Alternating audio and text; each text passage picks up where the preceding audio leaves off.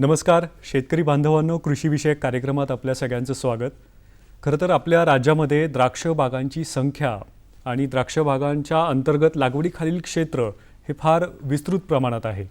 गेल्या वर्षीच्या तुलनेमध्ये यावर्षीचं द्राक्ष उत्पादन तुलनात्मक कमी झालं आहे. त्यामागं अनेक नैसर्गिक कारणांचा समावेश आहे. याचा मागोवा आजच्या कार्यक्रमात आपण घेणारच आहोत. पण द्राक्ष बागांचा हंगाम आता संपत आहे आणि हा हंगाम संपल्यानंतर जी खरड छाटणीची प्रक्रिया आहे ती अतिशय महत्त्वाची आहे.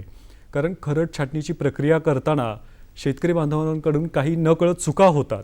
त्या चुका होऊ नये आणि खरड छाटणी झाल्यानंतर काय काळजी घ्यायला पाहिजे याविषयीची माहिती आजच्या कार्यक्रमात आपण घेणार आहोत. आजचा आपला विषय आहे द्राक्ष बागेची खरड छाटणी करताना आणि त्यानंतर घ्यावयाची काळजी.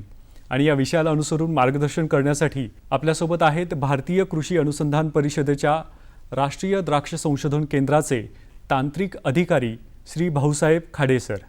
सर नमस्ते, कार्यक्रमात स्वागत. सर नमस्ते. खाडे सर या विभागामध्ये अनेक वर्षांपासून कार्यरत आहेत. द्राक्ष पिकाविषयीचा त्यांचा सखोल असा अभ्यास आहे आणि अनेक वेळा त्यांनी आपल्या कृषी दर्शन आणि आमची माती आमची माणसं कार्यक्रमामध्ये शेतकरी बांधवांना माहिती दिली आहे. आजही ते आपल्याला या कार्यक्रमात माहिती देणार आहेत. आपण चर्चेला सुरुवात करू. सर काय सांगाल आपण, खरं तर द्राक्ष बागेचा जो हंगाम आहे तो आता संपतोय साधारण, आणि त्यानंतर खरड छाटणीची जी प्रक्रिया आहे ती राज्यभरातील द्राक्ष बागायतदार शेतकरी आपल्या द्राक्ष बागांमध्ये सुरू करणार आहेत. तर ही का आवश्यक आहे खरड छाटणी करणं? द्राक्ष बागामध्ये आपण जो ऑक्टोबर छाटणीनंतर आपला जो आलेला माल आहे त्या मालाची काढणी केल्यानंतर आपण बागेला 10 ते 15 दिवस विश्रांती देतो आणि विश्रांती दिल्यानंतर आपण त्या विश्रांतीच्या पिरियडमध्ये बागेचे पाणी कमी करतो. आणि त्याच पिरियडमध्ये आपण बागेमध्ये एकरी 10 मेट्रिक टन म्हणजे 10 ब्रास शेणखत टाकतो. शेणखत सोबतच आपण त्याच्याबरोबर सिंगल सुपर फॉस्फेट एकरी 100 किलो टाकतो आणि त्याच्याबरोबर आणखी बाकीचे जे सल्फर एकरी 20 ते 25 किलोपर्यंत टाकतो आपण. आणि त्याच्यामुळं नंतर बागेत आपण शेणखत देऊन बागेला रेस्ट देतो. रेस्ट दिल्यानंतर आपण खरड छाटणी करतो. खरड छाटणी करण्याचा आपला मुख्य उद्देश असतो की पुढच्या ऑक्टोबरसाठी काडी तयार करून घेणं आणि आपल्या काडीतील घडनिर्मिती वाढवणं आणि तसंच खोडातील स्टोरेज वाढवणं. आणि ज्यावेळेस आपल्या खोडामध्ये किंवा काडीमध्ये स्टोरेज वाढेल किंवा घडनिर्मिती चांगली होईल त्याच वेळेस आपल्याला पुढच्या ऑक्टोबर छाटणीनंतर चांगल्या प्रतीचं उत्पन्न मिळून जाईल. पण या दोन्ही छाटणी प्रक्रियांमध्ये फरक काय आहे प्रामुख्याने? खरड छाटणी म्हणजे आपण आता माल हार्वेस्ट करून घेतल्यानंतर जी काडीची वाढ झालेली असते ती पूर्ण काडीची वाढ आपण ओलांड्याजवळ एक डोळा ठेवून छाटून घेतो. आणि छाटल्यानंतर मग आपण काय करतो, त्याच्यावर डोळे युनिफॉर्म एकसारखे फुटावेत म्हणून त्याच्यावर आपण हायड्रोजन सायनामाइड म्हणून जे असतं डॉर्बेक ते 30 ml प्रति लिटर या प्रमाणात लावतो. स्वाबिंग केल्यानंतर ती काडी फुटून येते आणि काडीची वाढ चालू होते. सर्वसाधारणपणे 10 ते 15 दिवसानंतर आपल्या बाग फुटायला सुरुवात होते. परंतु सध्याची जर परिस्थिती पाहिली तर या वातावरणामध्ये आता मार्च एप्रिलमध्ये आता टेम्परेचर म्हणजे 35-40 डिग्री सेंटीग्रेडपर्यंत वाढायला लागलं. आणि जर आपण खरड छाटणी जर 15 एप्रिल नंतर जर केली तर त्या वेळेस आणखी टेम्परेचर वाढेल. टेम्परेचर वाढल्यामुळे काय होतं, तापमान वाढीचा परिणाम द्राक्षाच्या फुटीवर होतो. आणि त्यावेळेस मग आपल्याला बागेमध्ये सकाळी 11 वाजता आणि दुपारी 2 वाजता असं 2 वेळा पाणी मारून बागेमध्ये आर्द्रता वाढवली तर आपल्याला बागेची काडी एकसारखी वाढेल मदत होईल आणि काडीची वाढ चांगली मिळेल. पण सर आता या खरड छाटणीमध्ये काडी विरळणीची जी प्रक्रिया आहे ती महत्त्वाची कितपत आहे? ज्यावेळेस आपण बाग छाटल्यानंतर 15 दिवसानंतर बाग फुटायला सुरुवात होते. बाग फुटायला सुरुवात झाल्यानंतर काड्यांची वाढ मिळते आपल्याला. काही वेळेस काड्या जरुरीपेक्षा अधिक असतात म्हणजे समजा आपलं जे स्पेसिंग आहे स्पेसिंगच्या हिशोबाने आपल्याला 80% काढी पाहिजे. म्हणजे आपलं जर बागेतलं स्पेसिंग जर 9 बाय 5 असेल तर आपलं 45 स्क्वेअर फूट एरिया असेल तर 45 स्क्वेअर फुटाचा जो 80% एरिया म्हणतो आपण 80% आपल्याला काढी पाहिजे. 32 ते 35 काड्या भरतात आपल्या एका झाडावरती. जर आपल्या झाडावरती 32 ते 35 काड्या जर नसतील किंवा त्याच्यापेक्षा जास्त असतील तर आपल्याला ती विरळणी करावी लागते काड्यांची संख्या जास्त असेल तर. आणि काड्यांची जर आपण विरळणी केली नाही तर आपल्याला काडींची वाढ व्यवस्थित मिळणार नाही. म्हणजे आपल्याला जी 1 सेंटीमीटर जाडीची आपण जी काडी पाहिजे म्हणतो ती काडी मिळणार नाही. काडीमध्ये घडनिर्मिती व्यवस्थित होत नाही आणि आपल्याला पुढे त्याचा ऑक्टोबर नंतर उत्पन्नाला मार बसतो. म्हणजे याच्यासाठी आपल्याला काडीची विळवणी करणं गरजेचं असतं. बरं. आणि नाहक जर आपण काडींची जर वाढ घेतली तर बागेमध्ये नंतर रोगाचं प्रमाण वाढतं, किडीचं प्रमाण वाढतं आणि रोग नियंत्रण करणं आणि कीड नियंत्रण करणं सुद्धा अवघड होतं. खरड छाटणीमध्ये जी संजीवकं वापरली जातात या प्रक्रियेदरम्यान त्याचा वापर नेमका कसा आणि किती प्रमाणात शेतकरी बांधवांनी करायला पाहिजे? खरड छाटणी केल्यानंतर आपण काडीचे युनिफॉर्म स्प्राउटिंग होण्यासाठी हायड्रोजन सायनामाइड डॉर्बेक या नावाने जे येतं ते आपण वापरतो. हायड्रोजन सायनामाइडचं प्रमाण 30 ml प्रति लिटर या प्रमाणात आपण घेतो. हायड्रोजन सायनामाइड लावल्यामुळे आपल्याला जे डोळे असतात सुप्त डोळे त्या डोळ्यांची फूट एकाच वेळेस निघते आणि जेणेकरून आपल्याला पुढे काडीची वाढ चांगल्या प्रमाणात मिळून जाते. संजीवकांचा वापर करताना म्हणजे डॉर्बेक ज्यावेळेस आपण लावतो त्यावेळेस जे मजूर आहेत त्यांच्या हातामध्ये हँडग्लोव्ज घातले पाहिजेत आणि व्यवस्थित त्यांनी सर्व डोळ्यांना पेस्टिंग केलं पाहिजे. सर, खरड छाटणीची जी प्रक्रिया आहे ती थोडी विस्तृतपणे उलगडून आम्हाला तुम्ही सांगावी. आपण एक डोळा ओलांड्याजवळ ठेवून छाटणी करतो. छाटणी केल्यानंतर मग त्याच्यावरती आपण हायड्रोजन सायनामाइड डॉर्बेक लावतो. त्याच्यानंतर ते स्प्राउटिंग व्हायला सुरुवात होते. एक 10-15 दिवसानंतर स्प्राउटिंग होतं. स्प्राउटिंग आल्यानंतर सर्वसाधारणपणे 3 दिवसानंतर एक इंटरनोडचं डिस्टन्स वाढत म्हणजे काडीची वाढ होते. परंतु ज्यावेळेस काडीची वाढ 10 डोळ्याची होईल त्यावेळेस आपण 7 डोळ्यावर आपण त्या काडीचं सबकेन करतो. सबकेन करतो म्हणजे ते काडीची ग्रोथ स्टॉप करतो आणि नंतर स्टॉप केल्यानंतर परत 7व्या डोळ्यातून नवीन फूट सुरू होते आणि त्या फुटीतनं नंतर आपण सबकेन तयार करतो, सिंगल सबकेन. नंतर परत ते 6-7 पानाची वाढल्यानंतर ते 5 डोळ्यावर टॉप करतो आणि नंतर मग परत ते 6-7 डोळ्यावर वाढले की परत 5 डोळ्यावर टॉप केल्यानंतर परत वरच्या डोळ्यातून परत 3 डोळे वाढल्यानंतर आपण परत नंतर स्टॉप करतो आणि अशी ते 7+5 12+3 15 डोळ्याची काडी तयार होते. पण जनरली काय होतं की सर्वसाधारणपणे आपण ज्यावेळेस खरड छाटणी करतो, खरड छाटणी केल्यानंतर 45 ते 60 दिवस हा जो काडीचा जो पिरियड असतो तो काडीमध्ये गर्भधारणा होण्याचा पिरियड असतो. त्या पिरियडमध्ये जर आपण संजीवकामध्ये जर म्हटलं तर युरॅसिल म्हणून जे असतंय, युरॅसिलची जर फवारणी आपण 50 ppm एक वेळा किंवा 25-25 ppm 2 वेळा जर फवारणी घेतली तर आपल्या बागेमध्ये हमखास घटनिर्मितीला वाढीला चालना मिळते.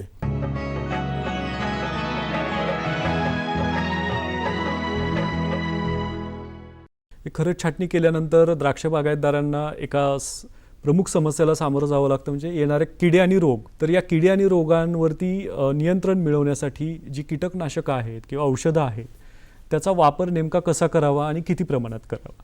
सर्वसाधारणपणे बागेची छाटणी केल्यानंतर आपण 10 ते 15 दिवसानंतर आपली बाग फुटायला सुरुवात होते.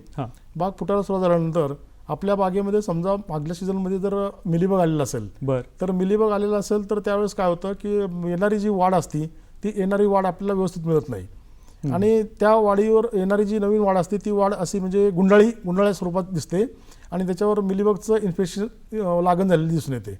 त्याच्यासाठी ज्यावेळेस आपण बागेची छाटणी करतो, छाटणी केल्यानंतर हायड्रोजन सायनामाइड लावल्यानंतर पेस्टिंग केल्यानंतर आपण पूर्ण बागेतील ओलांडे आणि खोड बिप्रोफेजिन म्हणजे थोडक्यात बिप्रोफेजिन म्हणजे ॲप्लाड बिप्रोफेजिनच्या द्रावणाने 1.25 ml हिशोबाने जर आपण बिप्रोफेजिनचं सोल्युशन घेतलं आणि त्या सोल्युशनने जर आपण बागेचे पूर्ण ओलांडे आणि मुख्य ओलांडा जर आपण आणि खोड जर धुवून घेतलं तर त्याचा त्या किडीच्या नियंत्रणासाठी चांगला फायदा होतो. आणि एका वेळेस कमीत कमी 2 ते 3 लिटर पाणी जर वापरलं तर ते आपल्याला मिलीबग कीड कंट्रोल होऊन जाईल आणि त्याच्यामुळे मिलीबगचा प्रादुर्भाव कमी होईल. आणि दुसरं म्हणजे ज्यावेळेस आता बाग आपण फुटल्यानंतर येणारी जी इमिडिएट कीड असते ती म्हणजे थ्रिप्स, रस शोषून घेणारी किडी. त्या किडीच्या नियंत्रणासाठी आपण इमिडाक्लोप्रिडचा स्प्रे करू शकतो किंवा फिरोनिलचा स्प्रे करू शकतो. त्याच्यानंतर येणारी आणखी एक कीड महत्वाची म्हणजे उडद्या.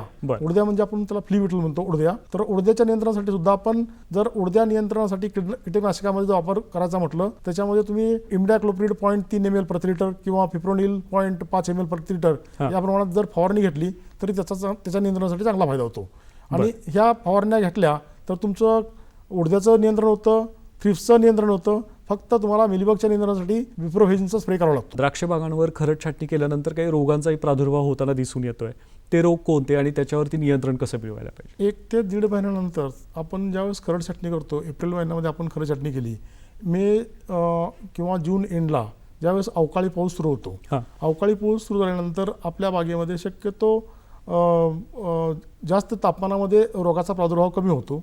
परंतु ज्यावेळेस अवकाळी पाऊस येतो त्यावेळेस जर बागेमध्ये जर आर्द्रता वाढली तर त्या पिरियडमध्ये तुमचा पावडरी मिल्ड्यू येतो आणि पावडरी मिल्ड्यू आल्यानंतर पावडरी मिल्ड्यूचं नियंत्रण करणं फार गरजेचं असतं. जर तुम्ही कॅनोपी म्हणजे काड्यांची जर व्यवस्थित विरळणी केली तर तुमच्या त्या एरियामध्ये तुम्हाला फवारणी घेतलेले द्रावण पोहोचू शकतं आणि तुमच्या बुरीचं नियंत्रण चांगल्या प्रकारे होऊ शकतं ते. आणि नंतर ज्यावेळेस जून जुलै महिन्यामध्ये पावसाळा सुरू होतो, खराब जास्त पाऊस येतो, त्यावेळेस तुमच्या बागेमध्ये काही वेळेस डावणीचा प्रादुर्भाव होऊ शकतो, काही वेळेस अँथ्रॅक्नोज येऊ शकतो.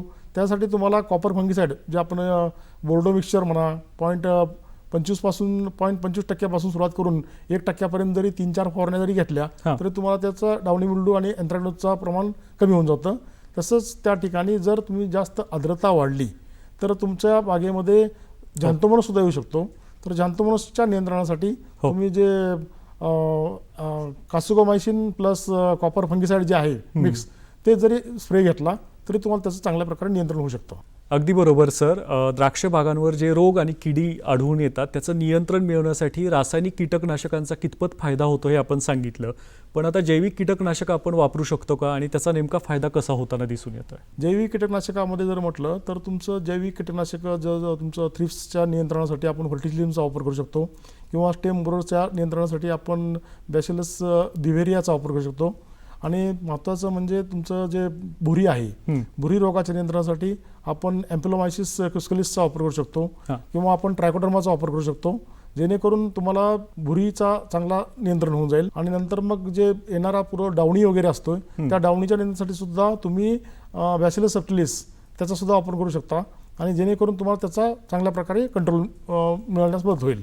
परंतु ज्यावेळेस आपण जैविक कीटकनाशकं किंवा जैविक बुरशीनाशकं वापरतो त्यावेळेस आपल्या बागेमध्ये आर्द्रता तयार होणे फार महत्त्वाचं आहे. जर आर्द्रता नसेल तर मग आपण जैविक कीटकनाशकं किंवा जैविक बुरशीनाशकं वापरतो त्याचा आपल्याला प्रभावीपणे त्याचे नियंत्रण मिळू शकत नाही. त्यामुळे ज्यावेळेस पावसाळी वातावरण तयार होतं त्या पावसाळ्याच्या वातावरणात जर तुम्ही त्याचा जर वापर केला, ज्यावेळेस डिसीजचा म्हणजे रोगांचा किंवा किडींचा प्रादुर्भाव कमी असेल त्यावेळेस जर फवारण्या घेतल्या तर ते जास्त प्रभावी ठरू शकतं. आता खरड छाटणीनंतर खत व्यवस्थापन हा एक महत्त्वाचा मुद्दा आहे, याविषयी आपण सविस्तर माहिती द्यावी. खरड छाटणीनंतर काडीच्या वाढीच्या ज्या वेगवेगळ्या अवस्था आहेत त्यांच्या वाढीच्या वेगवेगळ्या अवस्थांसाठी त्यांना वेगवेगळ्या प्रमाणात खतांची आवश्यकता असते. मुख्यत्वे मुख्य अन्नद्रव्यामध्ये म्हटलं तर नायट्रोजन, फॉस्फरस आणि पोटॅश. नंतर दुय्यम अन्नद्रव्यामध्ये म्हटलं तर तुमचं कॅल्शियम, मॅग्नेशियम आणि सल्फर. आणि सूक्ष्म अन्नद्रव्यामध्ये जर म्हटलं तर manganese, molybdenum, boron, copper, zinc आणि फेरस ह्या अन्नद्रव्यांची गरज असते. परंतु काय होतं, जर आपण आता आपल्याला काडीच्या वाढीच्या 3 अवस्था आपण म्हणतो. एक तुमचं पहिले 30 दिवस व्हेजिटेटिव्ह ग्रोथ, दुसरे 30 दिवस 30 ते 60 दिवस तुमची रिप्रोडक्टिव्ह ग्रोथ आणि 90 दिवसापासून टिल तुमचं मॅच्युरिटीपर्यंत किंवा टिल तुमच्या प्रुनिंगपर्यंतचा जो पिरियड असतो तो जो पिरियड आहे तो मॅच्युरिटीचा अवस्था असते. तर या 3 वाढीच्या वेगवेगळ्या अवस्थेमध्ये सुरुवातीला व्हेजिटेटिव्ह ग्रोथमध्ये तुम्हाला नत्राची आवश्यकता जास्त असते, म्हणजे नत्रयुक्त खत नायट्रोजन सुरुवातीच्या 30 दिवसामध्ये.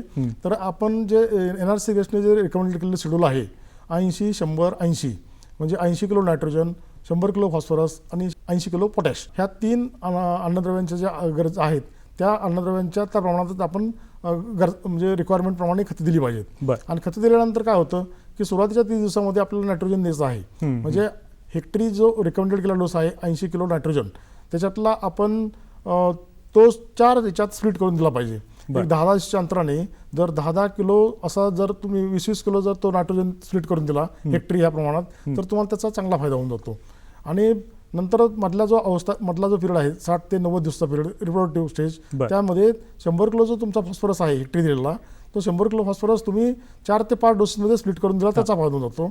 आणि नंतरचा जो मॅच्युरिटी पिरियडमधला पोटॅश आहे तो पोटॅश तुम्ही 4 ते 5 डोसमध्ये जर डिस्ट्रीब्यूट करून दिला तर त्याचा चांगला फायदा होऊन जातो. आणि दुय्यम अन्नद्रव्यामध्ये म्हटलं तर कॅल्शियम, मॅग्नेशियम आणि सल्फर.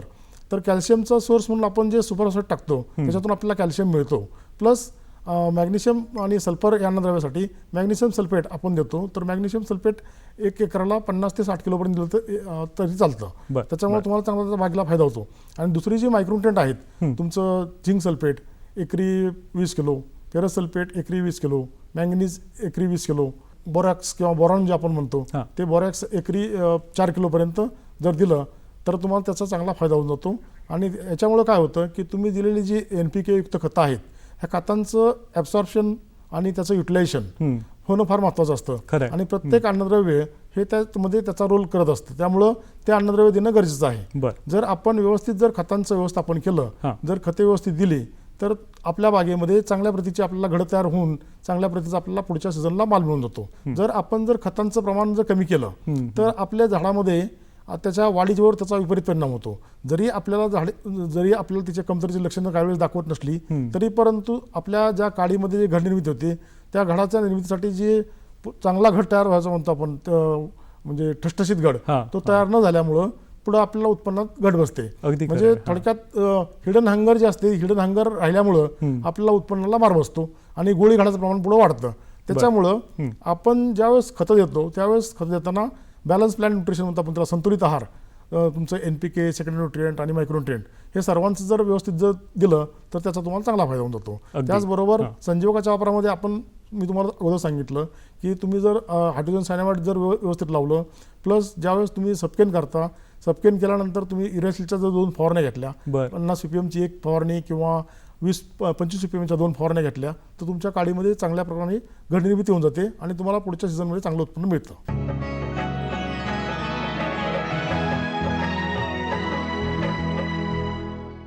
पण सर आता ही खतं देताना नेमकी कशा पद्धतीने द्यायला पाहिजेत? ड्रीपच्या माध्यमातून खतं दिली तर चालणार आहे का? राष्ट्रीय द्राक्ष संशोधन केंद्राने जे रिकमेंडेड केलेला डोस आहे, शिफारस केलेला जो डोस आहे, 80 किलो नायट्रोजन, 100 किलो फॉस्फरस आणि 80 किलो पोटॅश प्रति हेक्टरी एवढी मात्रा गेली पाहिजे. याच्यातला तुम्ही 80% जो नायट्रोजन आहे त्याच्यातला जो नायट्रोजन आहे तो निम्मा नायट्रोजन तुम्ही नायट्रेट फॉर्ममध्ये देऊ शकता, निम्मा नायट्रोजन तुम्ही अमोनिकल फॉर्ममध्ये देऊ शकता. म्हणजे निम्मा नायट्रोजन जो आहे 40% नायट्रोजन तो युरियाच्या फॉर्ममध्ये दिला तर चालतो आणि राहिलेला जो निम्मा नायट्रोजन आहे तो अमोनियम सल्फेटच्या फॉर्ममध्ये दिला तरी चालतो. जेणेकरून तुम्हाला झाडाला नायट्रोजनची सुरुवातीला जी गरज आहे त्या प्रमाणात मिळून जाईल आणि तुम्हाला काडीची वाढ चांगली मिळेल. आणि नंतरचे जे शक्यतो आपण नायट्रोजन युक्त खतं जी आहेत ती शक्यतो ड्रीपमधूनच येतो. आणि जर तुम्ही तर 5 किंवा 6 दिवसाच्या अंतराने जरी त्याचे डोस स्प्लिटमध्ये करून दिले तर त्याचा चांगला फायदा होऊन जातो. आणि दुसरं महत्त्वाचं म्हणजे जे फॉस्फरसचा जो डोस आहे तो 100 किलो फॉस्फरस प्रति हेक्टरी आपण द्या म्हणतो. त्याच्यामधला जो निम्मा फॉस्फरस आहे निम्मा फॉस्फरस तुम्ही सिंगल सुपर फॉस्फेटच्या फॉर्ममध्ये देऊ शकता आणि राहिलेला जो निम्मा फॉस्फरस आहे तुम्ही फॉस्फरिक ॲसिडच्या फॉर्ममधून ड्रिपमधून देऊ शकता.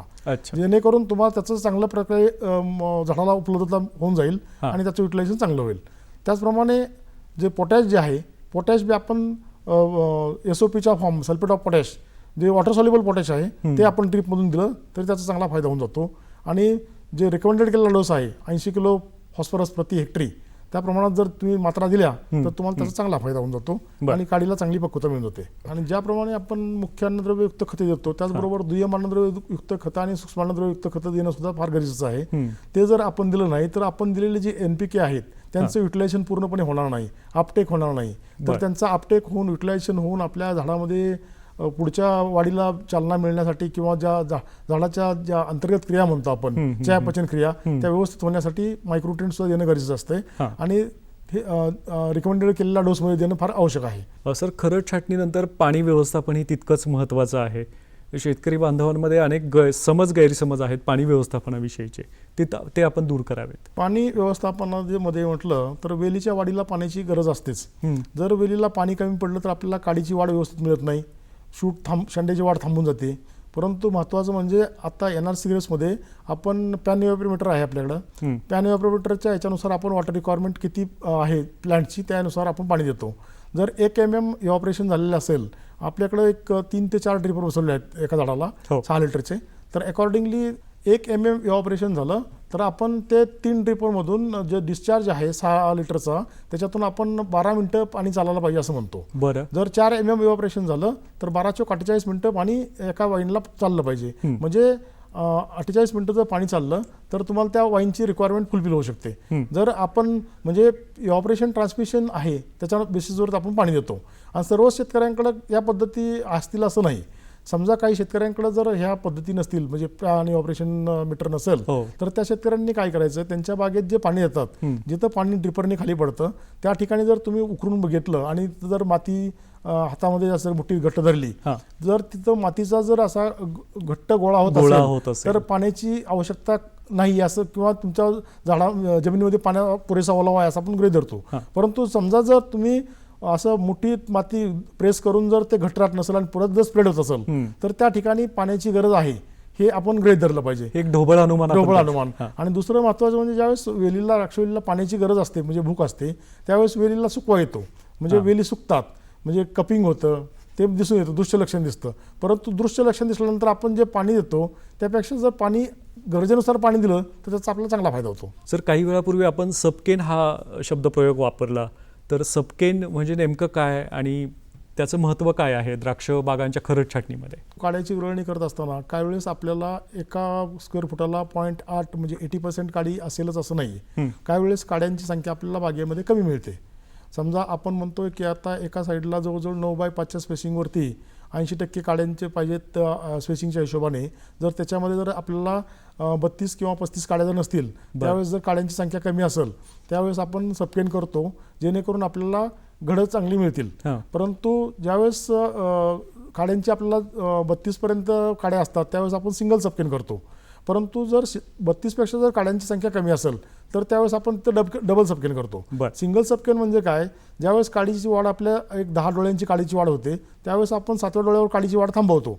7व्या डोळ्यावर काडीची वाढ थांबवल्यानंतर आपण पुढच्या जो 7वा डोळा आहे तो फुटून त्याच्यातून जी नवीन फूट येते त्या फुटीला आपण परत वाढीला चालना देतो आणि ती फूट ज्यावेळेस 7 ते 8 पानांची वाढते त्यावेळेस परत आपण 5 डोळ्यावर त्याची छाटणी करतो.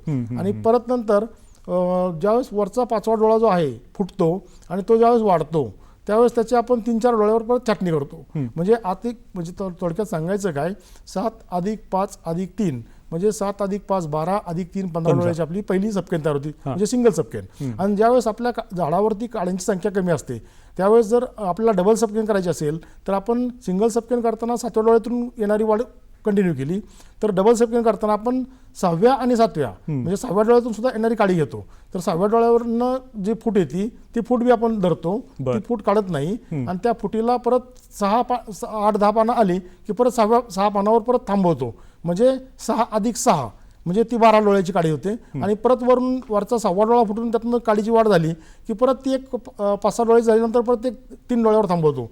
6+6 12+3 15 डोळ्याची काडी ती तयार होते. म्हणजे त्या ठिकाणी आपल्याला डबल सबकेन मिळते. म्हणजे सिंगल सबकेन आणि डबल सबकेन अशा काड्या तयार झाल्यामुळं आपल्याला आपले जे बागेमध्ये काड्यांची जी आपल्याला कमतरता आहे ती आपण त्याच्यातून भरून घेऊ शकतो आणि भरून काढता येते आणि आपल्या बागेमध्ये आपण उत्पन्न चांगल्या प्रकारचं घेऊ शकतो. बरं, सिंगल सबकेन आणि डबल सबकेन हे जे 2 प्रकार आहेत या व्यतिरिक्त आणखी काही सबकेनचे प्रकार आहेत का? काही वेळेस काही शेतकरी सबकेन करत नाही, सबकेन प्रॅक्टिस करत नाही त्यावेळेस ते ट्रेट केन वाढवतात म्हणजे सरळ काडी वाढवू जाते.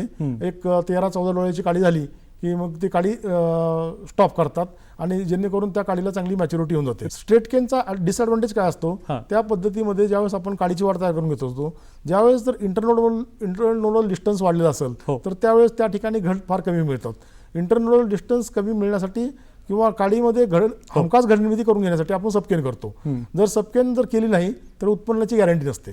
त्यामुळे आणि समजा स्ट्रेट केनमध्ये समजा ते म्हणजे पाण्याचा ताण देऊन किंवा खतांचा ताण देऊन जर ती काळ म्हणजे धरसोड करत जर वाढ केलेली असेल तर त्यावेळेस तिथं घडे मिळण्याची शक्यता असते. परंतु ती रिस्क कोण घेत नाही. त्यामुळं शक्यतो शेतकरी म्हणजे डबल सबकेन किंवा सिंगल सबकेन करतात आणि चांगल्या प्रतीचं उत्पन्न घेतात.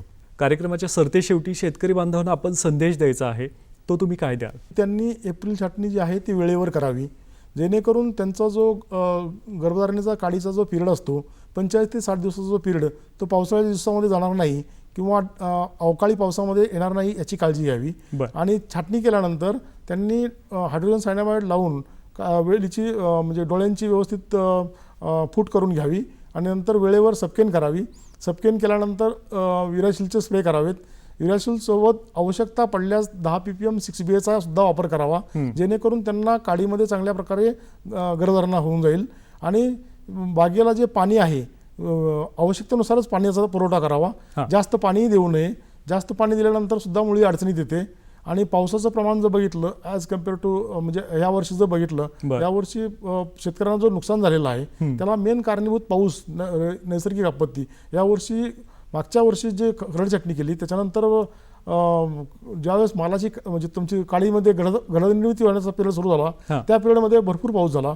पाऊस झाल्यामुळं काडीमध्ये घडनिर्मिती झाली नाही, मुळी अडचणीत आली. दिलेली खतं जरी आपण एवढी दिली होती बागेला तरी त्याचा अपटेक झाला नाही आणि काड्यामध्ये वांजफुटीचं प्रमाण जास्त निघालं. 20% 100% बागा फेल्युअर होण्याचं प्रमाण जास्त आहे. आणि ज्यांच्या बागा ज्यांनी लेट होते छाटणीला त्या बागामध्ये बऱ्यापैकी माल मिळाला आहे. पण यावर्षी फार नुकसान झालेलं आहे. तरी सर्व शेतकऱ्यांनी खरड छाटणी करताना खरड छाटणी वेळेवर करा. खरड छाटणी करताना जे आवश्यक दिलेल्या खताच्या मात्रा आहेत, NPK, second nutrient, micronutrient plus organic खत, शेणखत म्हणतो आपण, ते वेळेत व्यवस्थित द्या आणि फवारण्या व्यवस्थित करून बागेची काडी व्यवस्थित तयार करून घ्या. शेतकरी बंधू आणि भगिनींनो, एकूणच एप्रिलमधील खरड छाटणी ही द्राक्ष बागांमधील प्रक्रिया अतिशय निर्णायक आणि महत्त्वाची आहे. आणि ही प्रक्रिया करत असताना काय काळजी घ्यायला पाहिजे, संजीवकांचा वापर कसा करायला पाहिजे, कीटकनाशक असतील किंवा खतं असतील त्याचं व्यवस्थापन कसं करायला पाहिजे, याची एकंदरीत माहिती आजच्या कार्यक्रमात खाडे सरांनी आपल्याला दिली आहे. सर, कार्यक्रमात आपण सहभागी झालात, प्रेक्षकांना माहिती दिली त्याबद्दल पुणे दूरदर्शनच्या वतीने खरोखर आपले मनापासून आभार. धन्यवाद. नमस्ते.